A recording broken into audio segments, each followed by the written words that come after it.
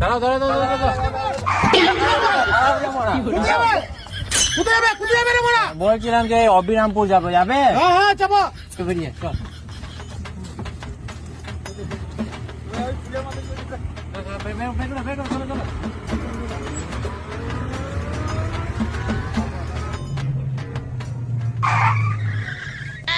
কি হলো রে মোড়া, দাঁড়াচ্ছি কি জন্য এখানে?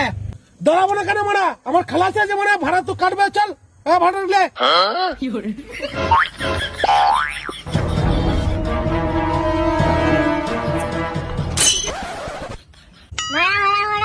কত করে ভাই, কত করে? 20 টাকা করে।